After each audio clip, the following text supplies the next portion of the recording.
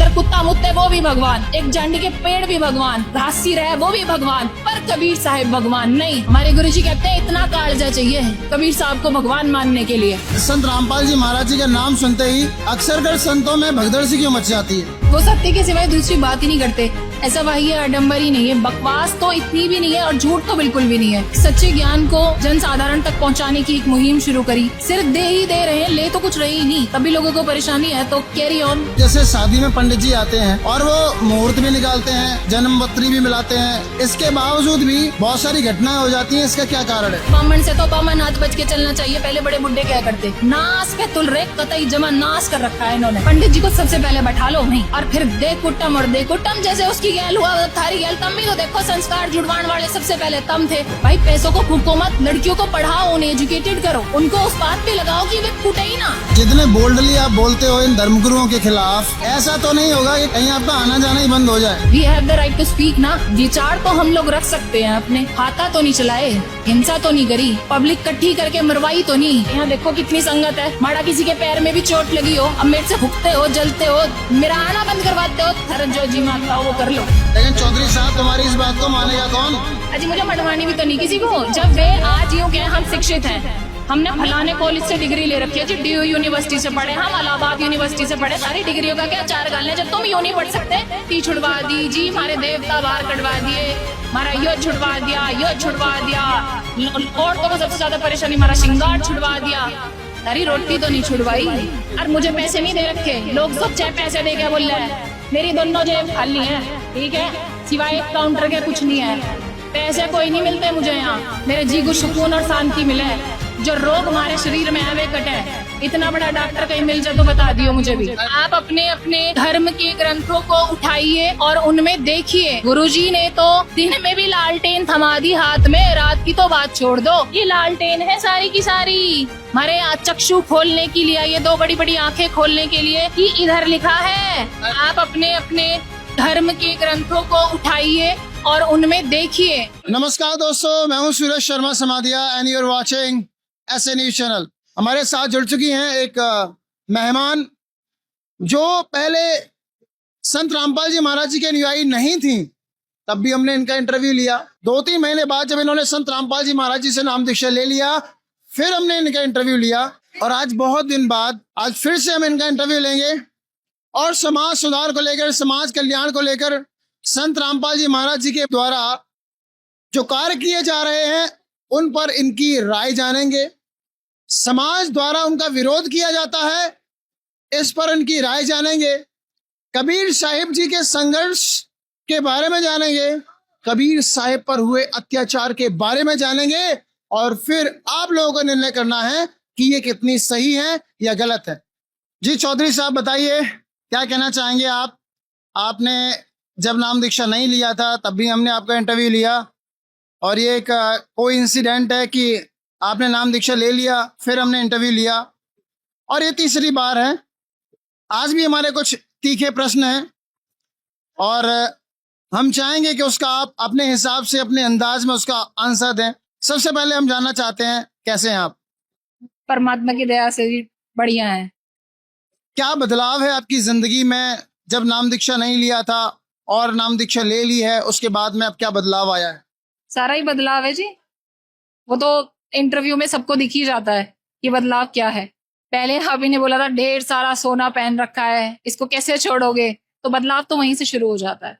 जो एक तो बाहरी बदलाव होता है और एक अंदर वाला होता है। जो बाहर वाला होता है वो तो सब समझ लेते हैं कि भाई दिखावे वाला है, छोड़ दिया है, पर जो परमात्मा देख रहे हैं, जो अंदर से बदलाव आता है, यानी अब ऐसा लगता है कि भाई जगत वालों से तो मतलब दिल करता ही नहीं बात करने को, क्योंकि वो हम जैसी बात नहीं करते और मन भी नहीं लगता। अब तो बस उखड़ा उखड़ा सा हो गया है कि ठीक है, कोई आता है ठीक है, और ना आए तो बहुत ही बढ़िया है। बस ऐसा लगता है कि बस अपने परमात्मा में समय मिले, भक्ति करें, सुमरन करें, सेवा करें, दान करें, बस, और अब इससे ज्यादा कुछ नहीं चाहिए। कबीर साहिब प्रकट दिवस मनाया गया। कुछ लोग कबीर साहिब जी को कबीर दास बोलते हैं, कुछ लोग कवि बोलते हैं, कुछ लोग उन्हें भगवान बोलते हैं, कुछ लोग उन्हें एक संत बोलते हैं। आप बताइए, कबीर साहिब जी कौन थे?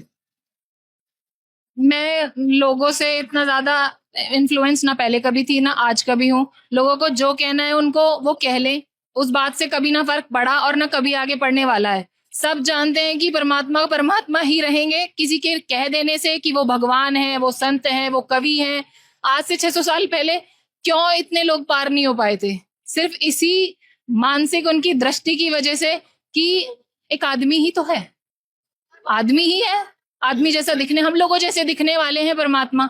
ये लोगों ने भूल बैठा ली कि उन्होंने इतना ज्यादा, क्योंकि अब जो इनके भगवान हैं, ठीक है हम भी उन्हीं में थे, वो जेवर पहने हैं, हाथों में गदा चक्कर मुसल खेटक न जाने क्या क्या। हमारे परमात्मा ऐसे है ही नहीं। हमारे परमात्मा वो है ही नहीं कि भाई इतना आडंबर या इतना सब कुछ लेके चले। एक साधारण से मनुष्य जैसा शरीर, उन्होंने कहा ना हमरा ही हुनियार है।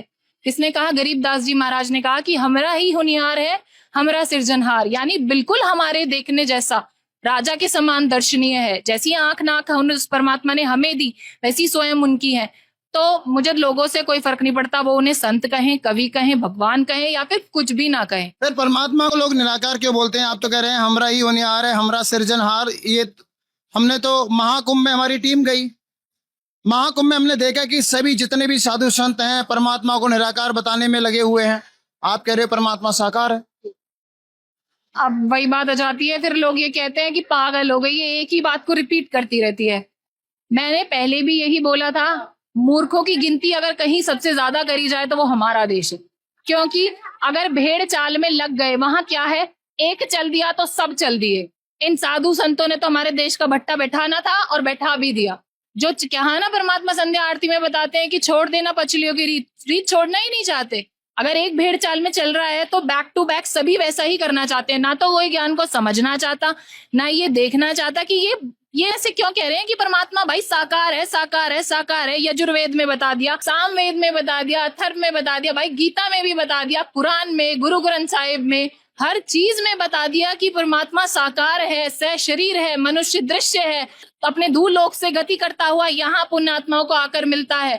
कितनी बार कहकर बताएं, ऋग्वेद मंडल नंबर 9 सूक्त नंबर 82, इतने सारे मंत्र हैं, सब में परमात्मा के बारे में लिखा गया है कि भाई परमात्मा सशरीर है, साकार है और मनुष्य सदृश्य है।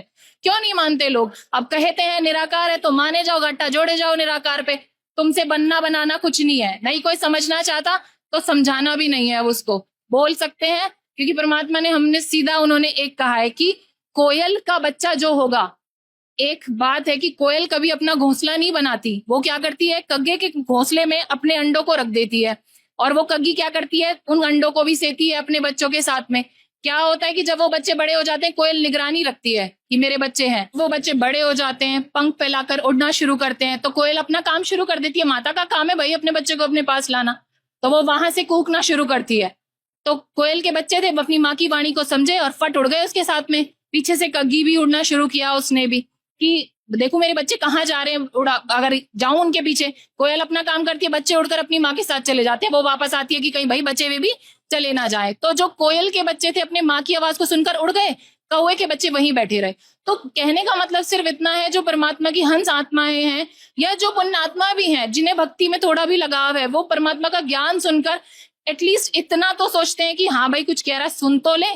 और जो बिल्कुल ही नहीं सुनना चाहते, जिन्होंने एक निराकार शब्द को पकड़ लिया है, ऐसे भाई हम इसको ऐसे ही निराकार ही मानेंगे। फिर क्यों कहते हो कि बूंद समुद्र में जाकर मिल जाती है? फिर क्यों कहते हो? मरना थोड़ी था, वहां जाके हमें परमात्मा प्राप्ति करनी थी। अच्छा एक बात बताइए, बाकी के जितने भी महाकुंभ में हजारों लाखों साधु आए, वे सब गलत है? बिल्कुल 101%। अकेले संत रामपाल जी महाराज बिल्कुल 101% सही है, और बाकी सब एक ही घाटा जोड़ रखा है सबने। लेकिन चौधरी साहब तुम्हारी इस बात को मानेगा कौन? अजी मुझे मनवानी भी तो नहीं किसी को। जब वे आज यूं कहें हम शिक्षित हैं, हमने फलाने कॉलेज से डिग्री ले रखी है जी, डीयू यूनिवर्सिटी से पढ़े, हम इलाहाबाद यूनिवर्सिटी से पढ़े, सारी डिग्रियों का क्या चार गालने। जब तुम यूं नहीं पढ़ सकते, ये देख नहीं सकते कि जिसने जो बोल दिया कि परमात्मा निराकार है, अरे एक बार देखो, बताओ, कहो तो सही। अरे तुम कपड़ा भी ब्रांड का खरीदने जाते हो तो 70 बार टैग देखोगे, भाई ये बीबा है नहीं है, ये लुई विथोंग है या नहीं है, ये है उसका ब्रांड का नहीं है। तो तुम, अरे जिसने तुम्हें जन्म दिया, अपने सिरजनहार को तुम नहीं पहचान पा रहे, तो फिर उससे बड़ी बात अब इससे बोलने से नहीं होता। आदमी को समझना है, वो अपने से समझेगा। किसी के कहने से या इन्फ्लुएंस में आकर समझने से आज का यूथ वो बचा ही नहीं, क्योंकि उनकी मति को इतना हड़ दिया है इन संतों ने, महंतों ने। क्योंकि श्रद्धालु तो श्रद्धालु होता ही है, वो तो जाएगा ही, जिसमें भक्ति की कसक है उसको जहां जो मिलेगा वो उसको कसक के पकड़ लेगा। और अब तक उनका माइंड ऐसा सेट कर दिया है भर भर के कि जो तुम कर रहे हो वो गलत है। यानी जिधर कुत्ता मुत्ते वो भी भगवान, एक जांडी के पेड़ भी भगवान, वो घासी रहे वो भी भगवान, पर कबीर साहिब भगवान नहीं। हमारे गुरुजी कहते हैं इतना कालजा चाहिए कबीर साहब को भगवान मानने के लिए। और उन्होंने कहा भी है कि जचा के छोड़ेंगे कि कबीर परमात्मा ही भगवान है और कोई है ही नहीं भगवान। मानते कबीर साहब तो एक संत है, इससे ज्यादा तो कुछ पढ़ा नहीं हमने उनके बारे में। अगर मैं आप ये कह रहे हैं कि हमने ये कहा, किसने हम सब ने बोला, ठीक है, परमात्मा ने आकर या आपके भगवानों ने आकर नहीं बोला कि वो संत है। ये हम लोगों की धारणा है कि कबीर दास रहे, वो क्या ना संत रहे, वो कवि रहे। अरे परमात्मा ने अपनी भाषा में, जो हमारी लोकल डायलेक्टेड भाषा है, उसमें आकर अपना ज्ञान हम लोगों को समझाया सिखाया। किस लिए? कि बीच में एक मीडिएटर ना बने कोई साधु, कोई पांडा या कोई और मीडिएटर बनकर ये ना ज्ञान को गलत ना समझाने लगे, ठीक है। और अब का टाइम क्या हो गया है कि हमें परमात्मा से मिलने के लिए एक मीडिएटर की जरूरत है, ठीक है। एक नहीं हजारों मीडिएटर बन जाते हैं बीच में, फिर भी इंसान कुछ नहीं पाता, हार थक कर अपने घर बैठ जाता है और नास्तिक बन जाता है। उसको समझ नहीं आता कि वो करे क्या। इधर वो समझना नहीं चाहता क्योंकि बोलते हैं भक्ति छुड़वा दी जी, हमारे देवता बाहर कटवा दिए, हमारा यो छुड़वा दिया, यो छुड़वा दिया, औरतों को सबसे ज्यादा परेशानी हमारा श्रृंगार छुड़वा दिया। तारी रोटी तो नहीं छुड़वाई। अरे जिससे तुम लोग अपनी दिनचर्या को सुबह सुबह उठकर अपना जीवन शुरू करते हो, अपनी जिंदगी को शुरू करते हो, खाना चाहिए सबसे मस्त, 2 रोटी 2 कपड़ा। उससे ज्यादा मुझे बता दो कोई क्या लेके जाएगा साथ में। एक बात आइए, जो एग्जीबिशन यहाँ पर सतलोक आश्रम वेदखेड़ी शामली में लगाई गई है, वहां पर कबीर साहब जी की लीलाओं को दिखाया गया है। वहां पर बताया गया हमें कि कबीर साहब जी के साथ में ये 52 बदमाशियां की थी। कबीर साहब जी को 52 बार परेशान करने की कोशिश की, उन्हें मारने काटने की कोशिश की। ऐसा क्यों किया? क्योंकि परमात्मा, देखो परमात्मा का मतलब है परमात्मा, जो ना तो किसी को दुख दे, ना किसी को पीड़ा दे, ना किसी को कोई कष्ट दे, सुख ही सुख दे। और आज माँ बाप भी वही है कि अपनी औलाद को मार नहीं सकते, उसे प्यार करेंगे, दुलार देंगे। तो फिर ये लोगों को समझ लेना चाहिए कि जो 21 ब्रह्मांड का स्वामी है तुमको जीवन दे रहा है, और फिर ये दिमाग क्यों नहीं लगाते कि वो तुम्हें लेके क्यों जा रहा है। अगर वो तुम्हारा भगवान है, तुम्हारा परमात्मा है, तुम्हारे परम पिता है, सब कुछ है, ठीक है ना। और कबीर परमात्मा तो कुछ भी नहीं है जो उनके साथ उन्होंने किया, ठीक है। तो फिर वही भगवान, वही तुम्हारा परमात्मा तुम्हें मार क्यों देता है। और हमारे परमात्मा के साथ, मतलब कबीर परमात्मा के साथ में कभी खूनी हाथी ले, कभी गरम कढ़ाया ले, कभी उनके साथ में मतलब वो हरकत है कि 18 लाख को चिट्ठी डाल दी कि फलाना दिन काशी में वो कबीर जुलाहा भाई भंडारा करवाएगा, किस लिए? कि उनकी बेइज्जती हो। पर परमात्मा ने उन सब बातों को नकार के अपने सशरीर वहीं बैठकर सतलोक गए, 18 लाख बैलों पर भोज आया, सबको करवाया, एक मोहर एक तोहर की बात लिख दी पंडितों ने, सब कुछ करवाया। तो फिर सोचना भी पड़ेगा इसके लिए। मैं ये पूछना चाहता हूँ कि आखिरकार अगर वो सही थे, अगर वो समाज के लिए अच्छा काम कर रहे थे, तो उनके साथ इन धर्मगुरुओं ने ऐसा क्यों किया? वो इसलिए किया क्योंकि अब यही है, एक 500 का नोट ये और एक ये, ठीक है, आपके पास दोनों है। सरकार क्या करती है, हमारे गुरुजी रोज बताते हैं कि भाई जो असली और नकली का भेद बताएगी। परमात्मा ने क्या करा, असली और नकली का भेद बताना शुरू करा, तो जो नकली है उन्हें समझ आ गया भाई हमारी दुकान बंद हो चुकी है, अब हमारे घर नहीं चलने। तो इसलिए परमात्मा को यानी कबीर साहेब को झूठा बताओ। सबसे बात ये बताओ, नीच जाति से है, भगवान अपने को खुद को भगवान कहता है, यूं कहता है मैं भगवान हूँ, मैं मेरे से नाम दीक्षा लो, मैं सबका भला करूंगा। तो इसलिए उनके प्रति झूठी धारणाएं फैलाना, फिर भी उन्होंने एक एक धारणा को गलत साबित किया, वहीं की वहीं, to the point to the time. तो इससे ज्यादा लोगों की मानसिकता वही बन गई। अक्सर कर कबीर साहब जी का नाम सुनकर उस समय लोग चिढ़ क्यों जाया करते थे?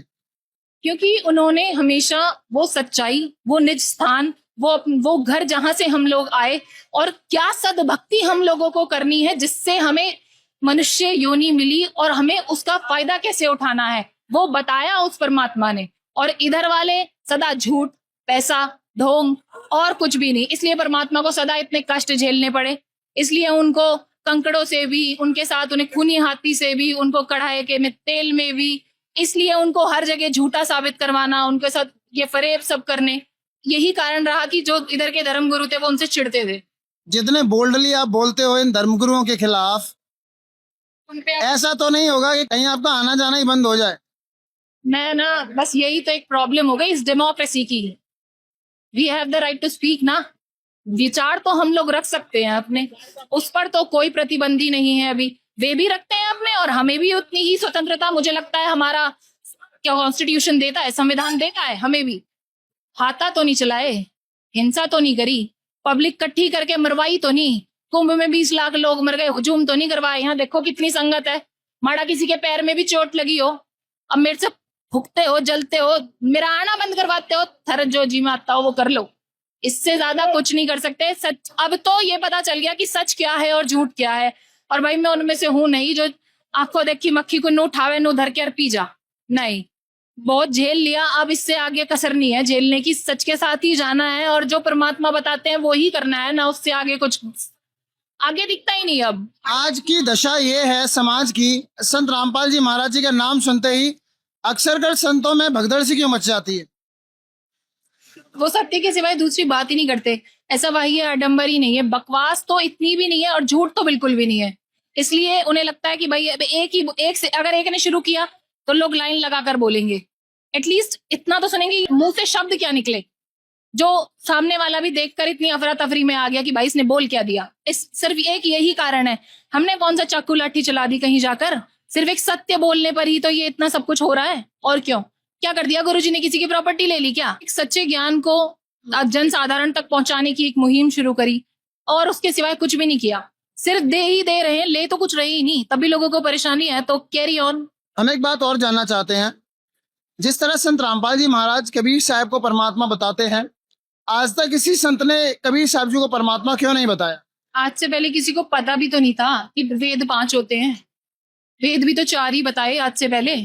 आज से पहले तो किसी ने ये नहीं बताया, ना किसी ने बताया तो छोड़ दो, पूछा भी नहीं कि भाई जिन्हें तुम पूछ रहे हो उनके माता पिता को जानते हो? भाई हम भी स्कूल में जाते हैं, हमसे पूछा जाता है कि what's your father's name and what's your mother's name and from where do you belong, पूछते हैं ना। हम इतने मंदबुद्धि लोग, ये भी नहीं पूछा, कुछ भी नहीं पूछा, जैसा बता दिया वैसे के साथ चल दिए। अरे हमारे गुरुजी ने तो 0 से शुरू करा है भाई, 0 से शुरू करके सब कुछ बताना शुरू किया। झूठ क्या बोल दिया उन्होंने? अरे परमात्मा को परमात्मा नहीं कहेंगे तो फिर कहना क्या है, तुम बता दो। एक बात बताइए, जैसे शादी में पंडित जी आते हैं और वो मुहूर्त भी निकालते हैं और वो जन्मपत्री भी मिलाते हैं, संस्कार भी मिलाते हैं, गुण भी मिलाते हैं, इसके बावजूद भी बहुत सारी घटनाएं हो जाती हैं, इसका क्या कारण है? अगर उन पंडित जी को सबसे पहले मेरी बात अगर सारे पंडित जी सुन रहे हो तो भाई पहले तो थर से राम राम दूर की बनी रहे, क्या बामन से तो बामन हाथ बच के चलना चाहिए। पहले बड़े बुड्ढे क्या करते, नाश पे तुल रहे, कतई जमा नाश कर रखा है इन्होंने, ठीक है। मिला दिए तुमने, लोंडा लोंडी का ब्याह भी करवा दिया और 4 दिन पीछे तड़के कुट्टम कुट्टी हो के अरे जलगी लोंडिया फूक गई। इब जाओ संस्कार मिला के आओ, जीवा दो ने उस लोंडिया को।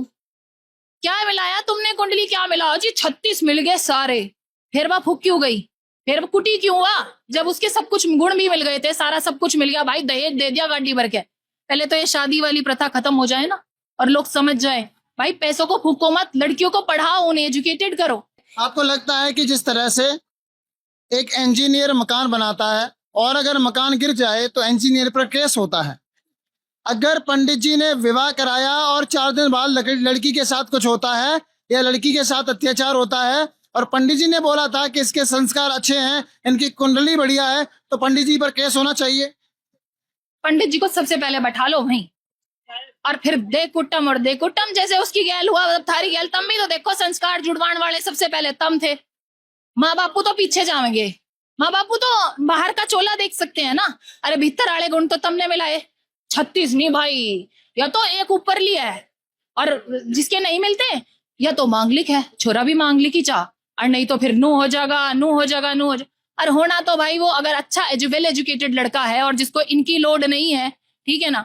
क्या बोला कि एक कपड़े में लड़की दे दो जी, और घर आते तो ही लाई नहीं स्कॉर्पियो, लाई नहीं क्या, चल अपने घर हो ले वो एक लत्ता ठार जा अब अपने घर। तो सबसे पहले मैं तो पंडित को भी छोड़ दो, अरे जिसके साथ तुम फेरे लेकर आए हो, जब तुम्हें इसी रीति पर चलना है तो उसके माइंड को इतना स्टेबल कर लो। वैसे तो फोनों पे बैठकर सब बात पूछ लेते हैं, खाने में क्या पसंद, पैरने में क्या पसंद, घूमण कहाँ ले जाओगे, बाद में नू भी पूछ लो थप्पड़ चट्टू मारेगा नहीं मारेगा। वो चीजों से यहाँ छूट मिल रही है भाई। 17 मिनट में रमेणी विवाह हो जाता है बिना किसी दान के, दहेज के। घर से एक कपड़े में आए लड़की और एक कपड़े में ही चली जाए, ना कोई श्रृंगार, ना कोई झगड़ा, ना कोई डीजे, ना कोई बाराती, ना किसी का लफड़ा, कुछ भी नहीं। आओ शादी करो। अरे परमात्मा जोड़ देता है वो तो, ये इंसान कौन होते हैं जोड़ने वाले? एक जोड़ी कपड़े में यहाँ पर विवाह हो जाता है। What is the reason behind it? Why the follower of Sant Rampal ji Maharaj stopping the dowry system? What is the need of it? अजी इतना तो बता दिया, इस सारी क्या होगे। सबसे बड़ा तो यही है कि लोंडियों का बापू आधा कर्जे में जाले, चाहे वो मार के करोड़पति क्यों ना हो, चाहे अपने लिए उन्हें हवेली ठोक रखी हो, लोंडी को डबल कोठी देगा, ठीक है ना। गाड़ी अगर उसके घर में स्कॉर्पियो है तो वो सोचेगा डिफेंडर देऊं, अगर उसके घर में ट्रैक्टर है तो सोचेगा इससे भी बढ़िया देऊं। सब कुछ देता देता बेचारा घुटनों पे हाल है। जब भी नहीं मानते अगला तो नोटों की तो चाहिए गड्डी इतनी ठाड़ी। अब जितना लोंडिया में वजन उतनी नोटों की गड्डी में तो तोड़ दो मुझे। तो फिर इसीलिए वही चीज को रोकने के लिए, एक तो ये कि लड़कियां मरे ना, दूसरी बात ये जो एक कुरीति है एक्सचेंज ऑफर्स वाली, हम इतना देंगे आप कितने में ब्याह कर देंगे, वो स्टॉप होएगी सबसे एक लार्ज स्केल पर। और हो भी रही है एक हद तक, जिन्हें समझ में आ रहा है ये स्टॉप हो भी रही है। पर जिनके माथे को एक ही बात चढ़ गई है, वही करना है वही करना है, तो ठीक है भाई लगेगा, इससे ज्यादा नहीं। हमारी टीम हरियाणा में गई। हरियाणा में हमने देखा कि संत रामपाल जी महाराज अन्नपूर्णा मुहिम चला रहे हैं। हरियाणा के गांव के जो लोकल के लोग थे वो बता रहे थे कि ऐसा संत हमने पहली बार देखा। संत हमारे यहाँ पर बहुत आते हैं, वो भिक्षा भी मांगते हैं, वो रोटी भी मांगते हैं, बोलते हैं हम तुम्हारा ये दुआ देंगे वो दुआ देंगे। भीख मांग कर खाने वाले संत तो बहुत देखे हैं, लेकिन एक ऐसा संत रामपाल जी महाराज पहली बार देखे हैं जो जरूरतमंदों तक राशन सामग्री पहुंचा रहे हैं। अगर वो जो संत जिसकी आप बात कर रहे हो कि मांग कर खा रहा है और फिर कह रहा है तुम्हें ये दिवा देंगे, तो फिर वो इतना ठड़ा आप ही बोले भाई पहले तू भीख मत मांग, अपने लिए कोठी बनवा ले, और इससे ज्यादा की बात मुझे जब दे लियो, ठीक है ना। और रही बात हमारे गुरुजी की, उन्होंने गरीबों को कपड़ा दिया, रोटी दी, मकान दिया, इवन नीडेड को नौकरियां भी दी, सारी चीजें वो दे रहे हैं। एजुकेशन भी दी, सबसे बड़ी शिक्षा सबसे जरूरी है, एजुकेशन भी वो दे रहे हैं और राशन भी दे रहे हैं। पेट जो सबसे जरूरी चीज है कि आदमी चलेगा किससे, ये ऐसा घटिया शरीर दे दिया 5 तत्व का, जब तक चक्की में गेहूं ना गेरो वह उसमें चून नहीं पिसेगी, रोटी नहीं चलेगी तो वो शरीर कैसे चलेगा। इतना कच्चा शरीर दे दिया कि जब तक हम धड़ी पक्का नाच इसमें टोह नहीं लेंगे ये चलेगा नहीं, ठीक। तो फिर हमारे गुरुजी ने क्या गलती कर दी? अरे धूम बाट थोड़ी है, थारे आगे ढोल बजा कर नोट थोड़ी मांग रहे हैं, हमें दे ही तो रहे हैं और फिर भी नहीं समझ पा रहे। तो ये तुम लोगों की, लेकिन कुछ कथावाचक कहते हैं कि जैसे रामपाल जी महाराज भंडारे करते हैं ऐसे तो भंडारे हम भी करते हैं। Please on TV on camera बोल रही हूँ, कर लो। और मैं खुद को आमंत्रित अपने आप कर रही हूँ, आप जहां करोगे हम भी आ जाओगे। एक अद्धा करके तो दिखा दो, संगत पे पैसा गिरवा के लगा के वो डिजिटल क्या बोल रहे हैं उन्हें, बार कोड वे लगा के तुम अपने टीवीओ पे इतने चौड़े चौड़े, अब इसमें पीली पट्टी नंबर चल रहा है, पीली तो हमारे गुरुजी के में चले है, तारे में तो पता नहीं के चले है, वहां नीचे लगा के स्कैनर और यहाँ पैसे डाल दें, और ये गऊ का दान है, जो श्रद्धालु आते हैं उनके लिए भोजन। अरे यहाँ श्रद्धालु आ रहे ना, पूछ भी लो किसी ने 1 रुपया भी दिया हो भीतर जाके, इसे भी भरे, और जो थैली लावे उसे भी भरे, और घर वालों के लिए अभी लेके जावे, और कोई नु भी पूछता हो भाई कते खा लिया, रुपए तो दे। ये है भंडारा, वो भंडारा नहीं है। अरे तुम्हारे पैसे से तुम्हारा पेट भरन लग रहे, आप पे घर भर लो, अपने घर खा लो उस पैसे से बैठ के, जो थारा जी करे, पनीर करे, छोले करे, क्या बनाते हैं वो, समोसे बना दिए, वो खाने की चीज है इतनी गर्मी में। अरे शुद्ध देसी घी से निर्मित अपने घर में बैठकर खाओ, ठीक है, कदी कदी का ऐलान बढ़िया लगे करे, नो रोज रोज नहीं। ये है भंडारा। मैं भूल गई फोटो लेना, नहीं तो इसके साथ अटैच भी कर देते कि भोजन भंडारा किसको बोलते हैं, ठीक है ना, क्योंकि हमें वो दिखावे का शौक नहीं है, ठीक है। मट्ठा अलग जी, खिचड़ी अलग, मटर की, ठीक है, एक दाल है, जिन्हें कोई सब्जी खत्म हो जाए तो दूसरी है, तीनों तरीके की सलाद है, और क्या चाहिए, रोटी है, फुल्का है, जिसको पूरी खानी है वो पूरी है, ठंडा पानी है, गर्मी हुई तो परमात्मा ने जलजीरे बनवा दिए, जलेबी है, लाडू है, खुरमे, क्या क्या चाहिए। और इसे वाटर वेपर भी लगा रखे। और ये देखो अब तो सबसे बड़ी बात कि परमात्मा ने भीतर जाके देखो पंखे भी तड़े आ लिए मानसों के सिर पे, और वाटर वेपर वाले फुहारे, इतनी गर्मी है अंदर, किसी संत के मां दिखा दियो हमें, इब लगा दे कोई, तो मैं कह नहीं सकती एक दिन के लिए आके भाई लाइव टीवी हो रहा है दिखा ले, यहाँ कभी भी आ जाइयो, बे भंडारे के भी, यहाँ 24 घंटे चले हैं ये, जब यहाँ भगत आ जा तो। और मुझे पैसे नहीं दे रखे, लोग सच्चे पैसे दे के बोल रहे हैं। मेरी दोनों जेब खाली है, ठीक है, सिवाय एक काउंटर के कुछ नहीं है। पैसे कोई नहीं मिलते मुझे यहाँ, मेरे जी को सुकून और शांति मिले। जो रोग हमारे शरीर में है वे कटे। इतना बड़ा डॉक्टर कहीं मिल जाए तो बता दियो मुझे भी। और हमें कुछ नहीं मिलता, पैसे दे के अगर मिलता है तो भाई आ जाओ, ले जाओ, तुम भी अपना भला करवा लो, ले लो पीसे, जेब भर लो, ठीक है ना। पैसे लेकर नहीं बोलता इंसान।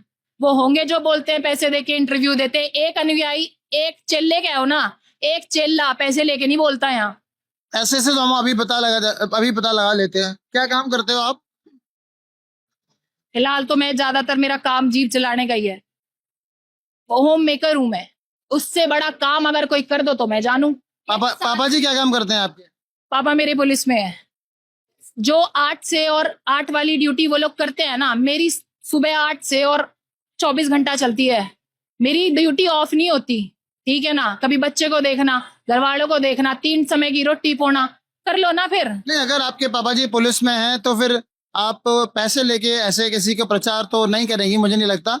तो दोस्तों, इस बात की तहकीकात के लिए हमारी टीम मौजूद है सतलोक आश्रम वेदखेड़ी की लाइब्रेरी में। और जो भी बातें इन बहन जी ने बताई, इसके लिए हम यहाँ लाइब्रेरी में आ चुके हैं। मैं कैमरामैन से कहूँगा आगे जाएं और दिखाएं कि किस प्रकार से यहाँ पर सदग्रंथ रखे हुए हैं। आप देखिए यहाँ पर किस प्रकार से सभी सदग्रंथ यहाँ पर मौजूद हैं। कुरान है, बाइबल है, गुरु ग्रंथ साहिब है, श्रीमद् देवी महापुराण है। सभी पवित्र धर्मों के सभी सदग्रंथ यहाँ पर मौजूद हैं, आप देख सकते हैं। आइए बहन जी दिखाइए, कुरान शरीफ में कहाँ लिखा है कि परमात्मा है वो कबीर साहिब जी हैं? देखिए, ये पुस्तक है कुरान शरीफ, अच्छे से देख लें, ठीक है। कुरान शरीफ है ये पुस्तक, और इसके page number, if I am not wrong, it is 607। यहाँ पर ये सूरत फुरकानी 25 आयत नंबर 52 से 59 में देखिए लिखा है, ए पैगंबर, उस जिंदा चैतन्य पर भरोसा रखो जो कभी मरने वाला नहीं, और तारीफ के साथ उसकी पाकी बयान करते रहो, और अपने बंदों के गुनाहों में वह काफी खबरदार है, जिसने आसमानों और जमीन को जो कुछ उनके बीच में है सबको 6 दिन में पैदा किया और फिर तख्त पर जा विराजा। इसका मतलब परमात्मा साकार हुआ। बिल्कुल, यहाँ बताया ना कि भाई निराकार चीज कैसे किसी की रचना कर देगी और 6 दिन में रचना कर 7वें दिन कैसे तख्त पर जाकर बैठ जाएगा अगर कोई निराकार वस्तु है।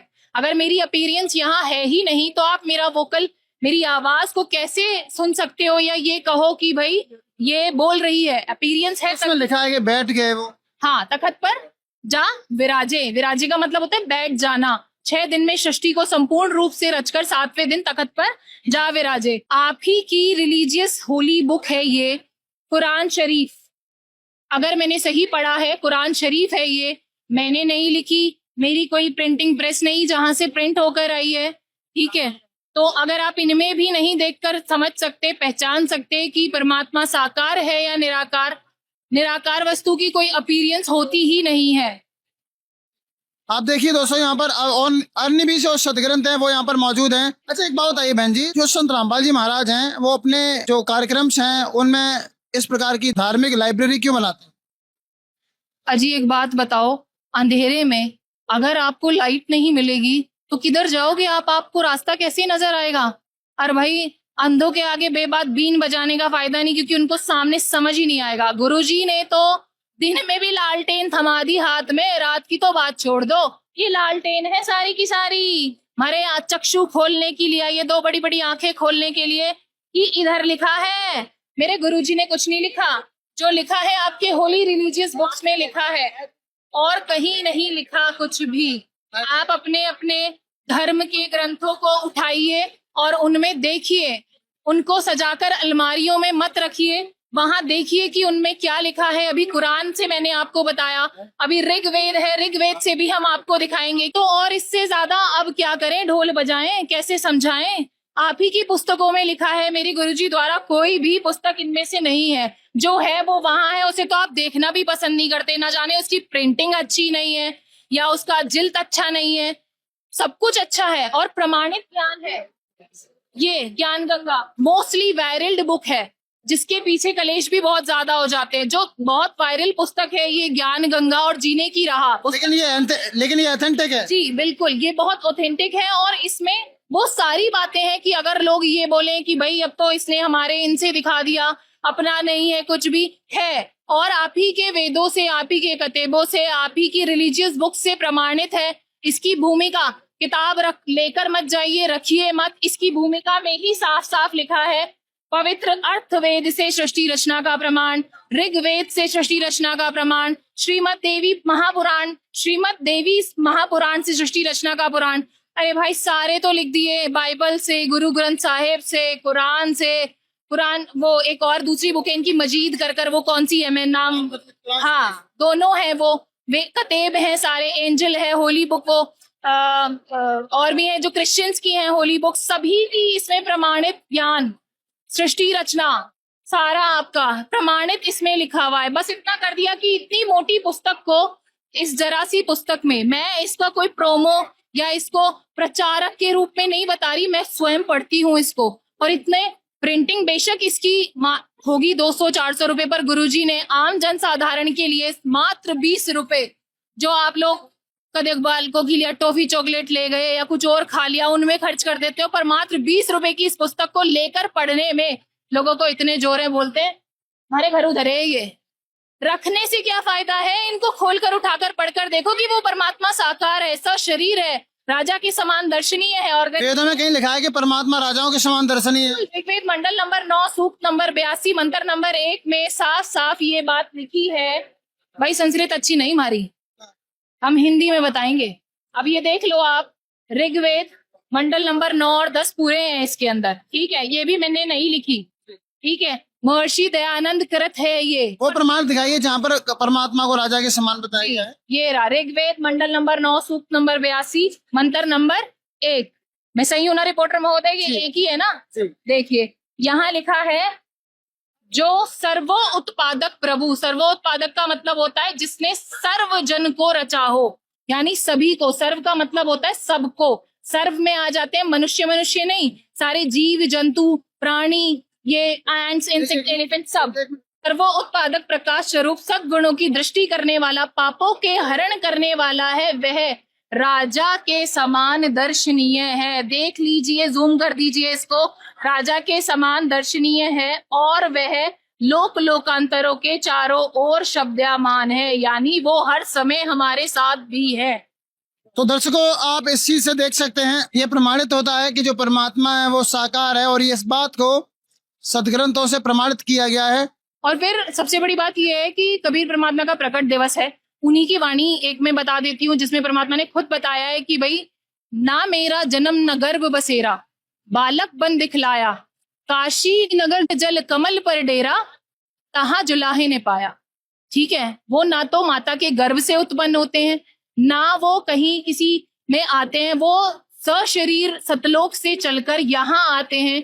और हर बार ऐसा नहीं कि सिर्फ इसी बार आए, सतयुग में सत सुकृत कह टेरा, त्रेता नाम मुनिंदर मेरा, द्वापर में करुणा में कहलाया, और कलयुग नाम कबीर धराया। तो परमात्मा हर बार हर युग में आए हैं हमें ये बताने के लिए कि भाई मैं किसी माता के गर्भ से पैदा नहीं हुआ हूँ, सशरीर आया हूँ। और मगर से, ये झूठी पंडितों ने अफवाह फैला दी थी कि काशी में जो मरेगा वो स्वर्ग जाएगा और मगर से जो मरेगा वो नरक जाएगा। तो परमात्मा ने इस बात को भी झुठला दिया, मगर से सशरीर गए सतलोक के लिए, ये वहां ये धारणा भी खत्म कर दी कि मगर में मरने वाले नरक में जाएंगे। आप हमारे दर्शकों को एक सेंटेंस में बताइए क्या संदेश देना चाहते हैं।